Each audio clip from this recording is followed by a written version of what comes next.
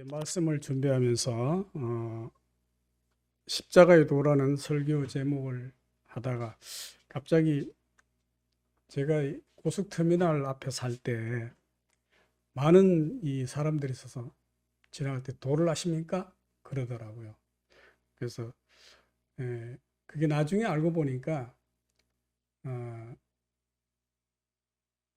그 도를 모른다 그러면 가르쳐 준다 그러고 데려가 가지고 겁을 준대요. 당신 보니까 조상 귀신이 쓰였으니까 제사를 지내라고. 그러면은 귀신을 떨궈 주겠다고 해서 돈을 갈취하는 거예요, 말하자면. 세상 사람 도라는 게 뭔가 모르죠. 그래서 제가 이거를 조금 바꿔서 십자가의 비밀 뭐 그렇게 또 이름을 좀 바꿔 보려다가 또 십자가의 길 고민을 하다가 그래도 성경에 있는 대로 십자가의 도에 대해서 한번 우리가 생각을 해보기로 했습니다. 결국 이 십자가는 하나님의 비밀이다 이렇게 얘기할 수가 있어요. 사실은 이 십자가가 상징하는 것은 형틀이었잖아요. 옛날 유대 지방 그 로마 시대 때 죄인들을 달려 죽이는 하나의 형틀이었어요. 그런데 이 형틀이 어떻게 보면 굉장히 구원의 상징처럼 굉장히 비참한 사형 도구였던 게 어떻게 보면은 구원의 상징이 될 정도로 변화된 것은 사실은 그리스도 우리 주님 때문이었거든요. 그래서 요즘도 우리 한국의 어떤 교단은 이렇게 걸지도 못하게 해요. 사실은 저건 하나의 상징일 뿐이다 그래가지고. 그런데 어쨌든 우리는 이 십자가 자체를 믿는 건 절대 아니라는 거, 그 오해가 없으셔야 돼. 우리가 십자가를 걸어 놓는 데서 이 십자가를 믿는 게 아니라 저기 돌아가시고 부활하신 예수님을 믿는 거거든. 근데 사람들이 착각을 해요. 이제 십자가를 믿는 거라고. 그래서 그러한 비밀을 오늘 한번 살펴보도록 하겠습니다. 십자가에는 하나님의 뜻과 어떠한 그런 계획이 담겨져 있습니다. 십자가의 도를 깨달은 사도 바울은 예수 그리스도와 그가 십자가에 못 박힌 것 외에는 아무것도 알지 않기로 작정하였다고 고린도전서 2장 2절에 말했습니다. 갈라디아서 2장 20절에도 내가 그리스도와 함께 십자가에 못 박혔나니 그런즉 이제는 내가 산 것이 아니요 오직 내 안에 그리스도께서 사신 것이라 이렇게 말을 했거든요.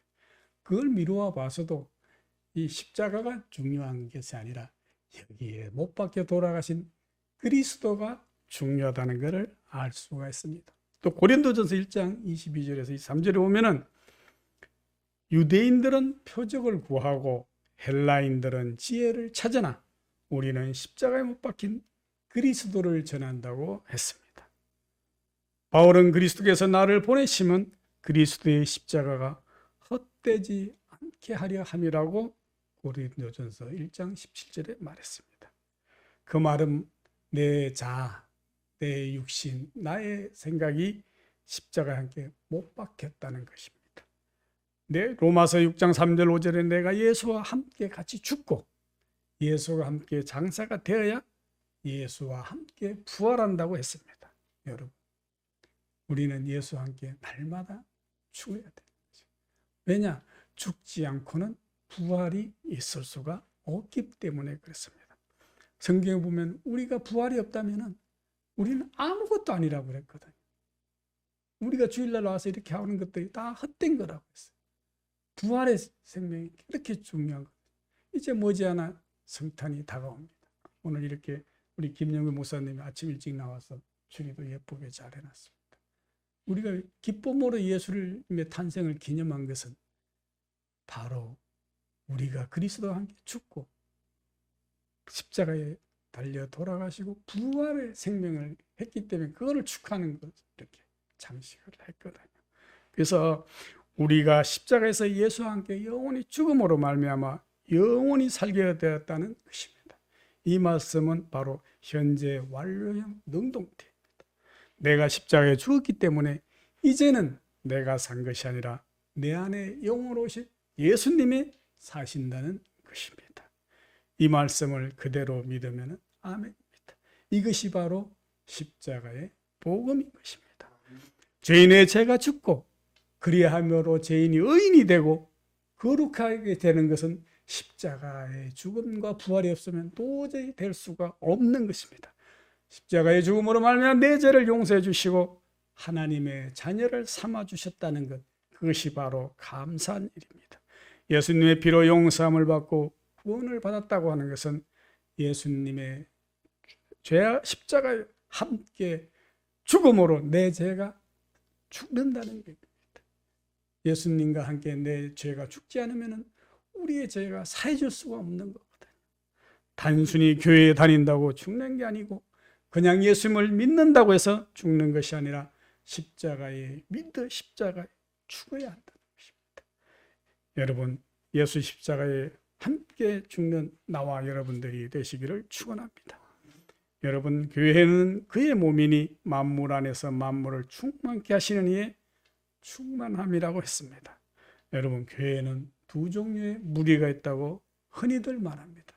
여러분, 부흥회 때마다 여러 목사님한테 말씀을 많이 들었을 거예요. 양과 같은 신도가 있고 염소와 같은 신도가 있다고 합니다. 그 보면은 나더러 주여 주여 하는 자가 다 천국에 들어가는 것이 아니라 다만 하늘에 계신 내 아버지의 뜻대로 행하는 자야 들어간다고 마태복음 7장 21절에 말씀을 하셨습니다.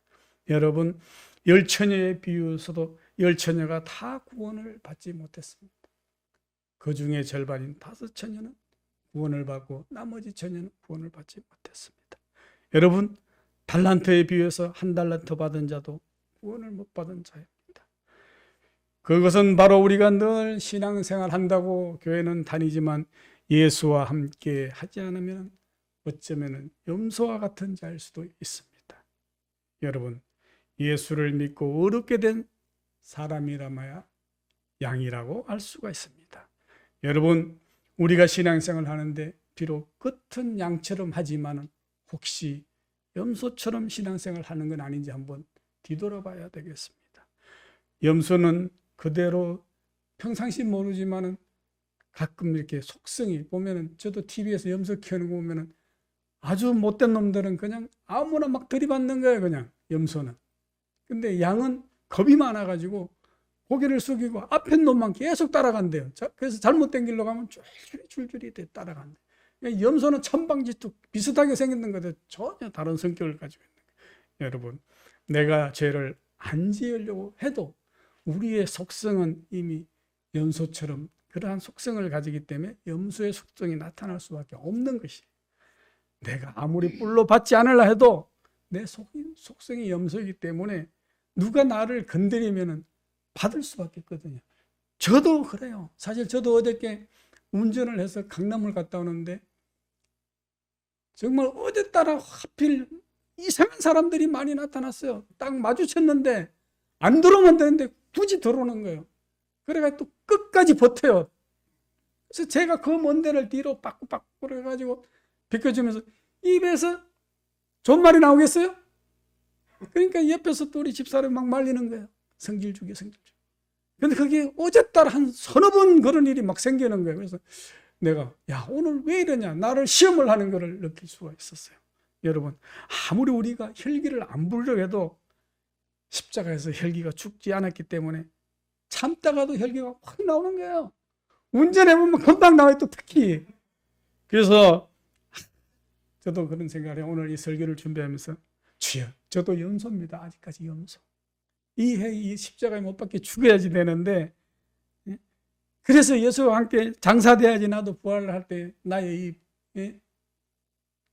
저기 참다운 저게 나올 텐데, 이 본성이 나오거든요. 본성이. 왜? 우리의 본성은 죄악의 본성이 가지고 있기 때문에. 입에서 그냥 목사를 떠나서 먼저 확 나와야 하도 저 미친놈이 왜 저기 들어왔지 이러면서. 그리고 어떤 놈 어제는 내가 반짝반짝 빵빵을 했는데 굳이 들어오는 거예요. 그러면은 내가 아무리 목사지만 좋은 말이 나올 것 같아. 왜? 본성이 튀어나오는 게 나도 주여, 왜 지금 이 자리에 또 회개를 합니다. 이렇게 우리는 자꾸 또 회개를 해야 돼요. 자, 그래서 한 가지 우리가 중요하게 아는 거는 우리가 그리스도와 부활할 때 그래도 우리를 사랑하사 다행히도 염소로 부활하는 게 아니라 우리는 양으로 부활을 한다는 사실입니다. 여러분, 그때는, 지금은 우리가 비록 양모습을 하고 겉속은 염소가 올지 모르요. 그때는 겉모습도 양이요 속모습도 양일 줄로 믿습니다. 왜냐? 우리의 옛사람 염소 같은 사람은 십자가에 죽고 새 사람인 양으로 태어났기 때문에 염소의 수성이 아니라 양의 성품이 나오는 것입니다. 여러분, 오늘날도 많은 사람이 양을 가지고 염소로 살고 있어요. 왜 나라가 이렇게 어둡습니까? 주말만 되면 강 가면은 태극기와 촛불이 싸웁니다. 다 개개인으로만 다 심성이 고운 양 같아요. 근데 모아놓으면 염소가 나오거든요. 양보란 없어요. 염소 싸우는 걸 봤거든요, TV에서. 머리가 깨질 것 같아요. 땅땅 하면서 박는 거예요. 그러다 못 참고 놓으면 도망가면 이기는 건데, 야, 그 싸우고 나서도 후유증이 있을 것 같아요. 그냥 둘이 와가지고 땅 박는 거예요, 머리를. 그럼 어때요? 둘 다 아픈 거죠. 이게 뭐해? 지도 아픈데. 여러분, 이 사회가 마친 거래요. 차가 우가 그냥 물러서고 양보도 없어요. 그냥 서로 밀고 싸우는 거다. 여러분, 이제 우리의 염소 같은 본사 속성은 십자가에 죽고 양으로 다시 태워야 됩니다. 염소였던 나는 예수와 함께 죽고 예수와 함께 장사되고 예수와 함께 양의 성질을 가지고 부활하시기를 우리를 축원을 드립니다. 여러분, 사도 바울은 십자가 복음의 핵심 원리를 간단하게 진술하고 에베소서 교회 모든 시대의 모든 신자들 위해 기도하고 그 응답의 근거와 결과를 설명하고 있습니다. 에베소서 20장 23절을 보면 되겠습니다. 먼저 에베소 교인들은 믿음이 좋고 서로 사랑하는 것에 대해서 감사합니다. 감사하다고 했습니다. 1장 15절에 있습니다. 그 일이 이로 말미암은 것이라고 우리가 오늘 성경을 봉독한 앞부분에 설명을 하고 있습니다. 여러분, 사도 바울은 신자들이 복을 많이 받고 형통하고 교회가 부흥하여 교회를 짓는 걸 위해서 기도하지를 않았습니다. 여러분, 성자의 피로 구원받은 성도들에게 모든 하늘의 신령한 복을 알기를 원했습니다. 너희가 이런저런 복을 받기를 원한다 하지 않고 이런저런 것을 알게 하시기를 간구했습니다. 여러분, 그것은 바로 우리가 꼭 알아야 될 것들을 사도 바울은 알기를 원했습니다. 17절에 창조주 하나님을 알아야 된다고 했습니다. 우리가 복을 많이 받는 그걸 이전에 우리가 이런 것을 하나님에 대해서 알면은 그 복은 축복으로 그냥 주시는 더 모르. 항상 우리가 그 다음에 하나님께서 부르신 소망이 무엇인가라고 18절에 말씀하고 있습니다. 그 다음 세 번째로 알아야 될 것은 성도 안에서 그 기업의 풍성함이 무엇인가를 알아보고 있습니다. 또 우리에게 베푸신 능력의 지극히 크심을 알아나고 했습니다. 이런 것들을 알게 되는 것은 우리 신자 스스로의 노력은 해서는 힘듭니다. 알 수가 없습니다. 그것을 알기 위해서는 성부 하나님께서 지혜와 계시의 영을 너희에게 주고 내 마음의 눈을 밝혀서 알게 된다고 했습니다. 그것은 이제 우리 성도들이 그리스도 안에 있어야 된다는 가장 근본적인 의미인 것입니다. 단순히 교회는 우리가 종교 생활을 열심히 하는 곳이 아닙니다. 성삼위 하나님께서 독생자 예수를 십자가를 통해 골고다에서 이루신 구원에 대해서 정확히 알고 또 알고 나서 그 삶에 따라 우리가 순응하는 것입니다. 여러분, 하나님이 계시고 전지전능하고 하다는 것은 예수를 믿지 않는 불신자들도 많이 알고 있습니다. 그러나 우리가 알아야 될 것은 우리가 죄를 지은 그대로 하나님은 기억을 하고 있다는 사실을 아는 것입니다. 불신자들은 거기까지는 알지를 못하는 거예요. 단순히 하나님도 있다, 모든 것을 창조했다, 거기까지는 알 수도 있어요. 그러나 그 사람들은 그러한 예수님의 십자가의 도는 결코 알지를 못하거든요.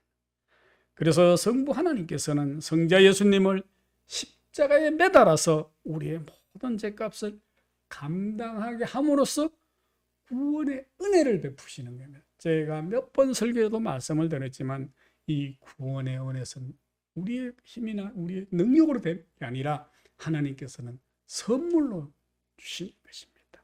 여러분, 그 은혜로 부름을 받은 모든 성도들은 부활과 영생의 소망이 생기며 같은 소망을 가진 성도들의 공동체인 교회에서 오직 그리스도만을 다 함께 기업으로 소지하며 그분들이 성도들 안에서 역사하신 은혜는 너무나 크고 풍성한 은혜인 것입니다. 여러분, 죽음에서 부활하신 예수 그리스도는 하늘과 땅의 모든 권세를 가졌고 성도와 교회가 가는 땅끝까지 또 이 세상 끝날까지 함께 하신다고 분명히 말씀을 하셨습니다. 우리에게 베푸시는 능력은 이 땅을 거룩하고 아름답게 바로 우리를 통해서 완전하게 바꿀 수 있는 권세이기도 합니다. 이러한 진리를 성령의 도우심으로 우리의 영의 눈이 밝아져서 알게 되고 그 진리를 실천하는 성도와 교회만이 진정 양 같은 그리스도 안에 있는 삶입니다. 여러분, 예수 그리스도가 성도들과 교회와 함께하는 권세는 바로 성부 하나님께서 성자에게 행하신 바로 그 권세랍니다. 하나님은 당신의 아들을 십자가에 죽게 하셨으나 그것으로 끝이었다면 얼마나 허무하고 얼마나 절망적이었겠습니까? 그러나 다시 부활시켜서 하늘 보좌 우편에 앉으셨다는 사실입니다. 하나님의 영 거룩한 성령을 통해 이 세상뿐만 아니라 오는 세상을 통치하게 하시어 만물이 그의 발 앞에 복종하게 하십니다. 바로 그분이, 그 주님이 교회의 머리가 되시는 것입니다. 교회는 바로 예수님이 직접 통치를 받는 세상에서 유일한 기관이라고 할 수가 있습니다. 그분의 뜻 밖에서 교회가 사역한다는 것은 있을 수도 없고 아예 상상도 할 수가 없습니다. 그분이 우주의 절대적 권세를 교회 안에서 지극히 크신 능력을 행사하기에 당연히 만물을 충만케 하는 그 은혜가 교회 안에 충만하게 된다고 에베소서 1장 21절 23절로서 말하고 있습니다. 이는 바울이 기도한 내용이 아니라 반드시 그렇게 된다는 것입니다. 신자와 교회가 예수의 머리가 아니라 오직 예수 그리스도가 지시된 대로 따라야 예수님이 머리가 돼야지 교회가 된다는 것입니다. 여러분, 오늘날에는 바뀌어가지고 교회 신자들이 목사님 교회의 머리가 되는 경우가 많습니다. 제자리를 찾아가야 돼. 이 교회의 머리는 반드시 오직 예수 그리스도야만 된다는 것입니다.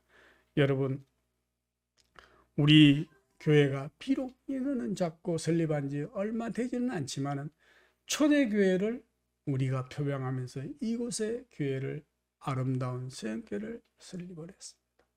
2년 동안 지나오면서 많은 어려움과 고난도 있었습니다. 앞으로 미래도 알 수가 없습니다. 우리가 어찌 우리 미래를 알 수가 있겠습니까? 그러나 하나님께서 이 교회를 세우셨을 때는 머리가 되시는 그리스도께서는 반드시 어떠한 뜻이 있다고 저는 믿습니다. 여러분, 우리가 이 십자가의 복음으로 충만하지 않은 신자와 교회가 절대로 돼서는 안 된다는 사실이 바로 그것입니다. 여러분, 우리가 인간에 대한 때로는 미움이 생길 때, 경제적인 또 어려움이 생길 때, 또 어떤 일을 하다가 또 곤란에 닥쳤을 때 우리들은 우리가 각자가 토론하고 어떠한 비법을 찾기 위해서 노력을 합니다. 때로는 어떤 먼저 이 방면에 좀 유명한 사람을 가서 도움을 받기도 하고 고통을 하소연하기도 합니다. 그리고 어떤 사람들은 술을 마시고 잠시 잊어버리려고도 합니다. 또 어떤 사람은 분노가 생길 때 막 싸우고 터뜨리기도 합니다. 그러나 중요한 것은 그런다고 해결이 쉽게 될까요? 아니에요. 왜? 그것은 근본적인 문제를 해결하지 못했기 때문입니다. 여러분, 독실한 신앙의 어떤 예전 고전음악의 대가 하이드는 이렇게 말을 했다고 그래요. 우리 집에는 조그마한 방이 있습니다. 나는 고통이 오고 마음이 괴로울 때, 몹시 낭만과 절망이 찾아올 때 이 골방에 들어가 하나님께 무릎을 꿇고 기도를 드리며 도움을 구한다고 했습니다. 그러면은 기도하고 나올 때면 마음의 평안을 얻고 희망이 비춰오는 것을 느낍니다. 이것이 곧 내 인생의 해답이라고 고백을 했습니다. 여러분, 우리는 어떠한 해답을 찾기 위해서 노력을 합니까? 하이든 같은 경우는 골방에 대해서 무릎을 꿇고 기도를 했습니다. 인생을 살면서 시험, 걱정, 괴로움 없는 사람 누가 있겠습니까? 이런 문제의 해답을 성경에는 바로 기도라고 했습니다. 기도는 방법을 찾는 것이 아니라 하나님을 찾는 것입니다. 저는 이 말씀을 가만히 생각하면서 맞다. 기도는 우리는 잘못해요. 어떨 때는 해결의 방법을 찾거든요. 이렇게 주십시오. 그것이 아니라 기도는 방법을 찾는 것이라 바로 하나님을 찾는. 저와 여러분은 우리의 어려움이 있을 때 방법을 찾는 것이나 무릎을 꿇고 기도하면서 하나님을 찾기를 축원합니다. 우리 교회 4층인가 5층에 우리 김영근 목사님이 아주 예쁜 기도실을 꾸며놨어요. 거기 가서 우리는 방법을 찾는 기도가 아니라 하나님을 찾는 기도를 하시기를 축원됩니다. 여러분, 주님도 사역을 시작하기 전에요. 무려 4시간이 아니라 나흘이 아니라 40일을 금식 기도를 하셨고 새벽 몇 명에 홀로 기도를 하셨습니다. 제자들이 잠을 자고 있었어요. 안 피곤한 사람이 누가 있겠어요? 그때 예수님 답답하면 깨우면서 기도를 하라고 했거든요. 여러분, 잠들 때 원수가 가라지를 덧뿌리고 간다고 하시면서 영적 잠을 깨우는 파수꾼의 사명을 알려주셨습니다. 여러분, 주님은요, 저도 이 말씀을 또 준비하면서 또 은혜를 또 하나 받아서 내 스스로 이걸 다른 뭐 좀 속된 말로 잡복이라고 해요. 잡복. 네, 잡복을 받은 게 주님은 제자들이나 막 이런데 아무리 잡아도 설교하는 방법을 안 가르쳐 줬어요. 베드로야 이렇게 설교하라 이거 없다니까요. 계속 기도하는 방법을 했어요. 하늘에 계시는 아버지, 그죠? 주기도 기도의 방법은 알려줬는데 설교 놀라운 일 아닙니까? 그처럼 설교보다 중요한 거예요. 예수님은 막 5,000명씩 막 먹이고 막 말씀 팔복을 전하고 할 때 이러한 멋진 하는 방법을 베드로야 이런 말은 이렇게 하고 이 사람 뭐 100명일 때 이렇게 하고 5,000명일 때 이렇게 하고 그러지 않았어요. 기도 방법을 기도하는 방법을 알려주셨습니다. 여러분, 이런 말이 있다고 합니다. 설교를 준비할 1시간 주석을 보면 우리 막 그러잖아요. 헬라어 막 이렇게 원어 막 찾고 2시간 성경을 보면 차라리 3시간 기도를. 저는 이거 보면서 양심의 가책을 막 팍 느꼈어요. 그렇다. 그래서 저는 차를 타고 다니면 옛날 이스라엘은 무릎 꿇고 막 이렇게 기도하는 게 아니라 서서 하늘을 우러러보고 기도했다. 그러잖아요. 그러니까 우리의 기도는 그래서 곧 다른 말로는 뭐냐면요. 삶의 기도가 되게 하라. 우리의 삶이 아침에 눈을 떠서 저녁에 잘 때까지. 이번에 축구를 좀 저도 한번 본 적이 있는데 놀라운 사실은 그 이슬람들은 막 알라한테 막 열심히 알라 신이 함께 해서 우리가 이기게 해달라고. 그래서 또 쿠웨이트 보내니까 알라 신이 함께해서 이겼다 그러고 카타르는 알라 신이 함께 안 했는지 모르지만 하여튼 졌어요. 다 탈락이 됐는데 각자 믿음의 신들한테 막 기도를 하는 거예요. 여러분, 어쨌든 이 기도는 우리가 해야 할 가장 그리스도께서 가르쳐 주신 가장 기본. 여러분, 자, 바울도 에베소서 1장 17절 보면은 성도들에게 편지를 보내면서 이렇게 얘기해요. 내가 기도할 때 받은 영광과 은혜를 너에게 말한다. 내가 그냥 뭐 이렇게 편지 쓰고 에베소 이게 아니라는 거예요. 이거는 다 기도하고 영광을 받아서 써서 보낸다. 그 말은 바로 우리가 예배를 하고 기도해야지 영감을 받을 수가 있다. 여러분, 바울이 다메섹 도상에서 주님을 만난 이후에 삶의 중심은 항상 바울은 기도였다. 먼저 기도하고 하나님의 뜻을 전했다고 고백을 했습니다. 바울은 기도할 때 받는 은혜를 세 가지로 소개를 했어요. 첫째는 기도할 때 지혜와 계시의 영을 주신다고 바울이 얘기를 했습니다. 예수 그리스도의 하나님 영광의 아버지께서 지혜와 계시의 영을 너에게 주사 하나님을 알게 하시고 17절에 말씀하셨어요. 또 두 번째는 기도할 때는 지혜를 주신다. 여러분, 지식과 지혜는 완전히 달라요. 이 지식은 영어 단어를 많이 막 외우고 뭐 산수 공식을 풀고 화학을 방정식을 풀고 이런 게 지식이죠. 그러나 지혜는 틀려요. 어떻게 보면은 지혜는 융통성, 또 뭐 다른 말로는 쉬운 뭐 이렇게 좀 제가 하는 말로 통밥, 그 다음에 재치, 이런 게 지혜. 여러분, 솔로몬이 지식을 주십시오 기회를 했을까요? 아니, 지혜를 달라고. 내가 볼 때 이 세상을 사는 것은 지식이 많은 사람보다 지혜를 많은 사람이 세상을 잘 사는 것 같아요. 세상을 살면서 가장 중요한 게 그래서 바로 이 지혜입니다.